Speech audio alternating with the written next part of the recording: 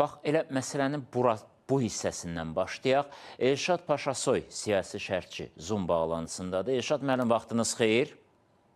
Salam, hər vaxt xeyir Elçin bəy.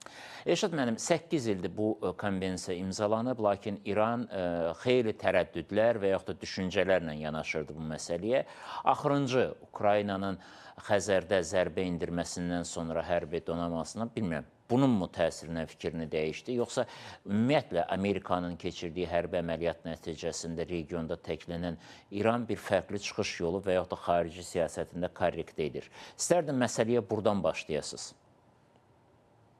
Təşəkkür edirəm. Əslində İranın son 6 il ərzində bölgə ilə bağlı, Azərbaycanla bağlı siyasətini bir sərf nəzər eləyəndə olduqca bir-birinə ziddiyyət təşkil edən bir situasiyanın bir şahidi oluruq. Söhbət Azərbaycanın torpaqlarını işğaldan azad edilməsindən sonraki dövrdən gedir. Amma görək, ondan əvvəlki dövrdə İranın əli nə qədər güclü idi bölgədə təsir imkanlarını reallaşdırmaq baxımından və sülh danışıqları, hətta Tehranın vasitəsiliyi ilə Azərbaycan və Ermənistan arasında tərəflərə çağırışlar və s. Amma biz hər zaman xatırladırıq ki, elə 92-ci ildə Tehranın sülh təşəbbüsü Şuşanın işğalı ilə nəticələnmişdi. Amma buna baxmayaraq Ermənistanın nəfəslik rolunu oynadı İran. Amma son vaxtlar artıq Azərbaycanla müxtəlif həm təzyiq rısallarını işlə salmaqla, həm müxtəlif manevrlər etməklə, Ermənistan üçün qırmızı xətlər çəkməklə Tehranda bir çoxları başa düşdü ki, Azərbaycanla münasibətlərdə bu ritorika keçərli deyil. O mənada artıq müəyyən bir diplomatik müstəvidə tədarük görməyə başladılar və yer-yığış etməklə Azərbaycanla necə danışmaq lazım olduğunu tədricən əks etməkdədirlər.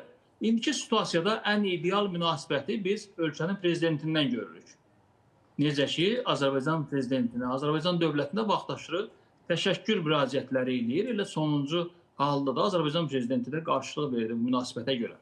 Yəni, bu ədalətli mövqeyi bölüşən İran rəsmləri nə qədərdir? Bu suallar təbii ki, narahatlıq doğurur. Amma son vaxtlar İranın artıq hesab edirəm ki, dostları və düşmənləri arasında seçim etməsi üçün imkanları xeyli məhdudlaşıb, xüsusilə də zaman baxımından. O mənada artıq Azərbaycana, o cümlədən Türkiyəyə münasibətdə daha korrekt olmaları lazımdır. Eyni zamanda Xəzər regionunda daha ehtiyatlı davranmaqda fayda var və xüsusilə də söhbət 8 il öncə imzalanmış konvensiyadan gedirsə və bu günə qədər Xəzəryanı ölkələrin 4-ü bu sənədi ratifikasiya etdiyi halda Tehran bu prosesdə hələ də bir yerində saymağa üstünlük verirsə və biraz da təzyiq rısağı kimi istifadə etməyə çalışırsa, bu heç də İran üçün bir faydalı perspektiv vəd eləmir. O mənada güman edirəm ki, növbəti dəfə parlament müstəvisində bu barədə müzakirələr açmaqla hardasa tərəflərə bir mesajlar verirlər. Amma bu sənəd məntiqi sonluğuna çatacaqmı? Hələ bunu da demək çətindir. Biz təkcə Elşad müəllim, bilmirəm, əslində burada məqamlar var. Mən bununla bağlı da sual verəcəm. Biz Pezeşkiyanın da dedikləri açıqlamaların axarında Azərbaycan prezidenti də onu paylaşdı. Məsələyə bu kontekstində baxmamız yaxşı olar. Amma bax, biz danışa-danışa bir maraqlı xəbər gəldi. Və mən hələ də başa düşə bilmirəm İran siyasətində ümumiyyətlə hansı... Üzr istəyirəm, Elçin bəy, efirdə nəsə bir texniki problemləri var. Yox, mənə eşidirsiniz siz, Elşad müəllim? Çox zəif eşidirəm. Səslər qarışır bir-birinə, kadrlar da qarışıb. Bəlkə yenidən bağlanasınız, mən bu xəbəri çatdırım. Bu, Sahib bəy qoşulmuşdu efirə. İndi mənə eşidirsiniz? Bəli, indi aydın eşidirəm. Mən nəyi demək istəyirəm? Biz bu məsələyə həm də Azərbaycan prezidentinin bugün Pezeşkiyanın dediyi fikirlərə görə təşəkkürü kontekstində də yanaşmalıyıq. Ümumiyyətlə, Pezeşkiyanın açıqlamalarını da bir təhlil eləməyinizi xahiş edəcəm. Amma bax, biz danışa-danışa İran-Azərbaycan münasibətlərində yeni mərhələdən danışırıq. Növbəti dəfə İrandan fərqli bir mesaj gəldi. Bu dəfə də yenə indi artıq yeni səfiri, İranın Ermənistandakı yeni səfiri Xəlil Şirqulami Sisyan, yəni Böyük Qarakilsə rayonunda keçirilən demək, tədbirdə orada bir folklor festivalı keçirilir. İran-Ermənistan folklor festivalı və orada Qarabağ güşəsi var. Qarabağ güşəsinə yaxınlaşıb cincilimli qutab yeyərək yenidən Qarabağın Ermənistanın və tarixi əhəmiyyətini, onun ənənəsini və sairəsini qeyd edibdir.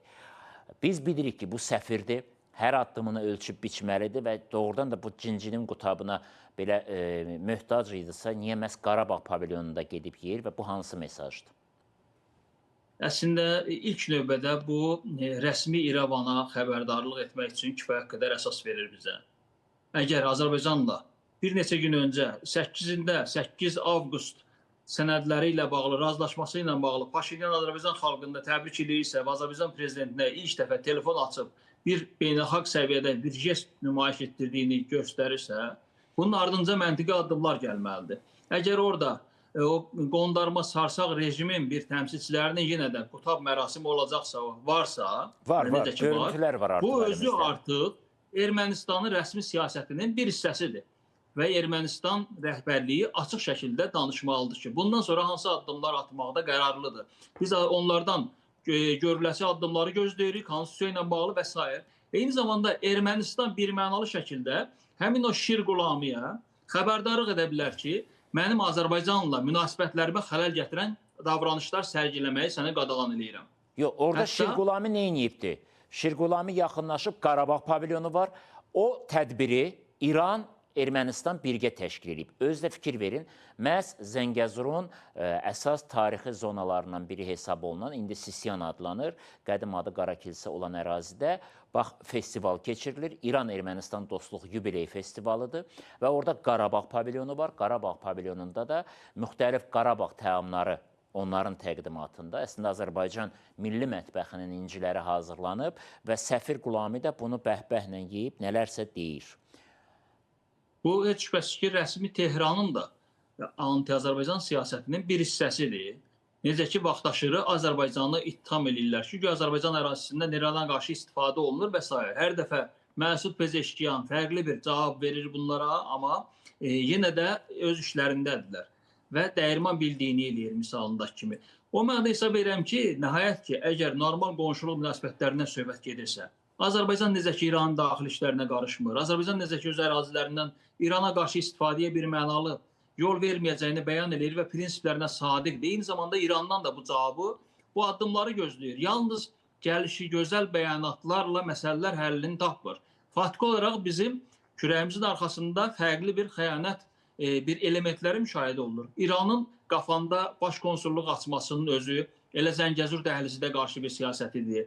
İranın hazırda Bərküşad istiqamətindən o tunellər ki, çəkirlər, yeni körpü atılması məsələləri... Üzr istəyirəm, Bərküşad yox, Qacarandan çəkilir. Bərküşad yolunu Fransa istəyir, hələ ki orada başlamayıb. Fransa digər tərəfdə işləyir və bütün bu İran, Ermənistan iqtisadi, logistika və s. bir daşımalar, qaz xətti və s. ilə bağlı bizim bu proseslərə heç bir etirazımız yoxdur. Amma bu proseslər Azərbaycanın maraqlarına xələl gətirirsə, Azərbaycanın Zəngəzur dəhlizi ilə bağlı həyata keçirdiyi bu ümum qlobal əhəmiyyətli bir layihəyə qarşıdırsa, o halda bəli, bizim sərt şəkildə etirazımız olacaq və o halda bizdən dostluq, qonşuluq gözləməsinlər. Və bütün bu xırda bir, sanki bir o qara milçəyin bir ürək bulandırması kimi bir elementdir bu. Düzdür, Azərbaycanın zəfərinə qarşı müqavimət göstərə bilmədilər. Baş-başa verdilər, silahlandırdılar, yanacaq daşıdılar separatçılara və s. Bütün bunlar ifşa olundu erməni nömrə nişanlı maşınlarla. Amma bütün bunlardan yenidən dərs çıxartmayıb, Mehdi Sobhaninin, əvvəlki səfirin davranışlarını sərgiləyən yeni bir Şirqulami ortada cövlan eləyəcəksə, bu heç şübhəsiz ki, Tehran-Bakı münasibətlərinə də xələl gətirəcək. Hesab edirəm ki, bugün o daşları yerdə düzməyin zamanı da əks halda gələcəkdə İran bütövlükdə dünyadan təcrid oluna bilər, həm də Azərbaycan və Türkiyənin timsalında özünün normal münasibətlər olan qonşularını və yad dar ayaqda ona hətta həyan olunmuş, ona humanitar yardım göstərən, ona Pezeşkiyanın da qeyd elədiyi kimi 2 saatda problemləri ortadan qaldıran bir qonşu ona da qarşı bir mənfi münasibətlərlə cərəyan edən bu proseslərə start verə bilər. Hesab edirəm ki, bütün bunlar ciddi bir xəbərdarlıq olmalıdır və hesab edirəm bununla bağlı İranın Azərbaycandakı səfirliyinə də hansısa bir formada bizim diplomatik kanallarla xəbərdarlıqlar ediləcək. Çünki Qarabağ məsələsi bizim üçün artıq keçmişdə qalıb. Bu məsələ həllini tapıb. Bizim artıq bundan sonraki prosesdə, hətta 3+3 formatda İranı da əhatə edən bir normal münasibətlər bir çərçivəsi var. Bilirsiniz nədir məsələnin kökündə duran? Siz çox dəqiq ifadə elədiniz. Ayın 8-də Paşinyan Azərbaycan prezidentinə zəng etdi və bu məsələlərlə bağlı, sülhlə bağlı öz niyyətini və s. ifadə elədi. Ardından dünən biz İran prezidentinin Azərbaycanla bağlı açıqlamasını eşitdik. Bunların hamısı çox yaxşıdır. Amma əməli olaraq, mən bayaq bir qutabı dedim, amma məsələ təkcə qutabda deyil. Bir gün qabaqda Ermənistan elə Zəngəzur ətrafında yenidən hərbi təlim keçirdi və bu dəfə Ermənistan Müdafiə Nazirliyinin demək, hərbi arsenalına daxil olmuş İran istehsalı olan Majid hava hücumundan müdafiə sistemi və Hindistanın Akash sistemləri nümayiş olundu. Bu nümayişi kim edirdi? Mən Elçin bəy, sizin efirlərdə də dəfələrlə bildirmişəm ki, Nikol Paşinyanın və ümumiyyətlə Ermənistan hakimiyyətinin səmimiyyətinə qəti şəkildə inanmıram. Hətta ən çətin situasiyada da Nikol Paşinyan hansısa bir formada, hətta 8 avqust müraciətində onun xitabında bir element var idi. Bundan sonra Qarabağ məsələsini bir kənara qoyub, eyni zamanda Qərbi Azərbaycan məsələsini, bu ritorikanı yığışdırma və s. ilə bağlı. Bu adam hələ də anlamır ki, onun hələ kadastr sənədi olmayan ölkəsi Azərbaycanın tarixi ərazilərində yaranıb və elan olunub. Hələ bugün o məntiqi sonluğuna çatmayıb. Cəmi 13 kilometrlik bir sərhəd zolağı dəqiqləşdirilib. Eyni zamanda Ermənistanın bugün Qərbi Azərbaycanla bağlı qarşısında olan bir ciddi öhdəlik var. Qərbi Azərbaycanlıları deportasiya edən bir ölkədən söhbət gedir. Qarabağdan isə erməniləri kimsə deportasiya etmədi. Əksinə, deportasiya olunmuş erməniləri Qarabağda zamanında yerləşdirmişdilər. Sonradan həmin ermənilər Azərbaycana qənim kəsildilər və separatçı, cinayətkar fəaliyyətlə məşğul oldular. O mənada bərabərlik işarəsinin qoyulması belə Paşinyan hakimiyyətinin, Paşinyanın özünün ciddi şəkildə hiyləsi və gələcək üçün hansısa bir Azərbaycanlıların qayıdışını əngəlləmək üçün Qarabağ kartından növbətdə istifadə cəhdidir. Və bu da sülhə xidmət eləmir. Sözsüz. Eşat mən sizə təşəkkürümü bildirirəm. Ümidvaram ki, Azərbaycan prezidenti də bu paylaşımı etdi.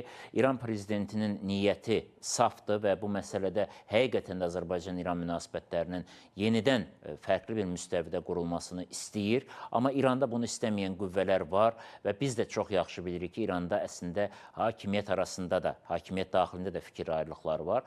Lakin bir optimal variantın seçiləcəyini ümid eləyək. Çünki artıq İranın da... Elçin bəy, üzr istəyirəm. İranda hətta Məsud Pezeşkiyan və cənab İlham Əliyevin normal münasibətlərini, qardaş münasibətlərini də görməzdən gələn, istəməyən və aranı vurmağa çalışan kifayət qədər ciddi qüvvələr var. Və bunu da unutmamalıyıq. Necə ki, Məsud Pezeşkiyanın Azərbaycandakı xitabı, Azərbaycan dilində danışığı, o Qarabağa gəlişi ciddi şəkildə narahat etmişdi bu ölkədəki ayrı-ayrı çeviriləri.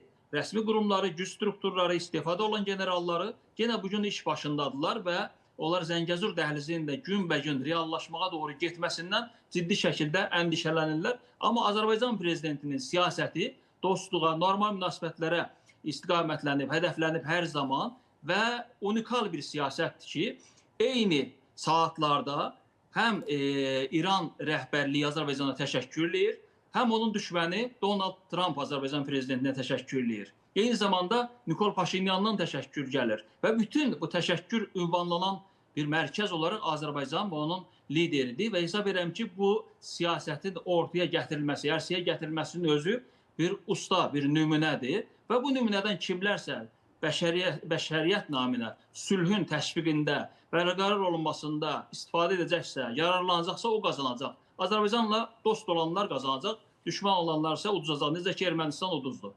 Təşəkkür edirəm Eşat müəllim.